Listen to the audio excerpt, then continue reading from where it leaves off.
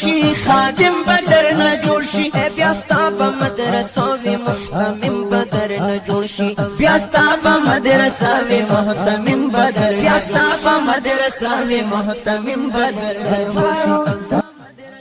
قدرمنو کتونکو ما سره په څنګ کې ناست جي مفتي شمس الله امین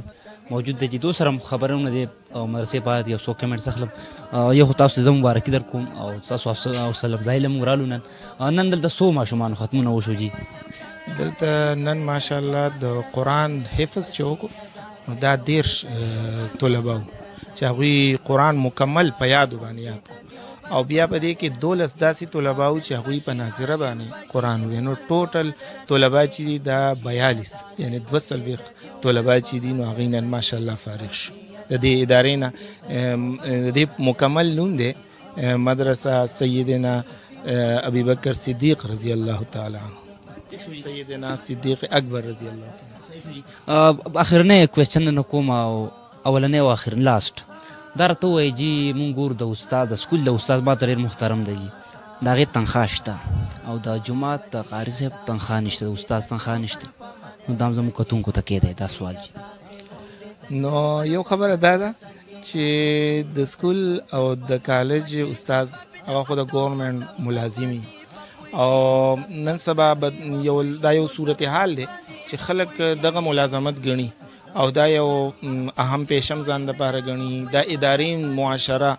عام خلک ضروری ګڼي چې سکول هم ضروری دی کالج هم ضروری دی او دا هم ضروری دی. لیکن بل طرف ته زموږ د معاشرې چې کم پہچان دی او زموږ د معاشرې چې کوم بنیادي ضرورت دی که هغه مسجد دی که هغه مدرسه ده نو دا خلک داسې یو خیراتي غوندې څیز ګڼي. نو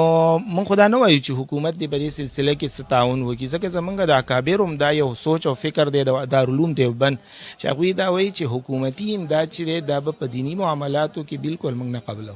او موږ به مدرسه د عوامو په امداد او په تعاون باندې به چلو.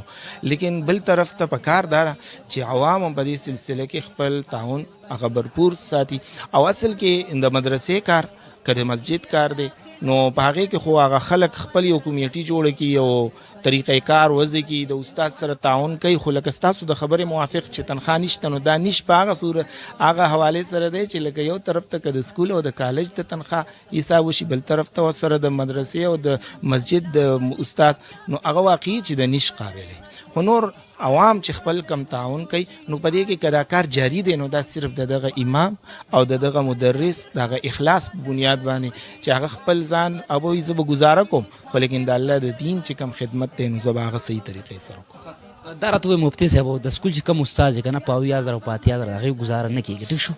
د جومات یو استاد په 8,000 او په 2,000 ګزاره کوي نو حکومت په کار نه په 15,000 روپیو کور نه ورانېږي 15,000 چې ورکوي ولا اصل کې جی دلته د سوچ او د فکر فرق دی. د مدرسې او د مسجد د امام چې کوم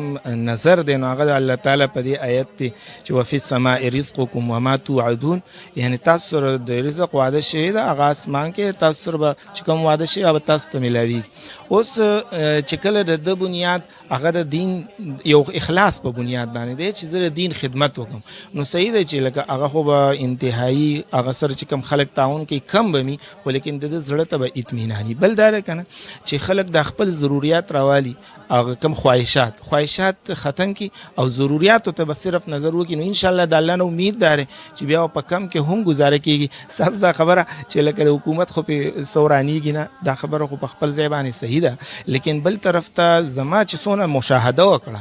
نو که د حکومت د طرف نه د بعضې اوقاتو کې د تنخواګانو څه اعلان شوی دی اوسه پورې په هغې څه عمل هم نه دی شوی. دا صرف د علماو د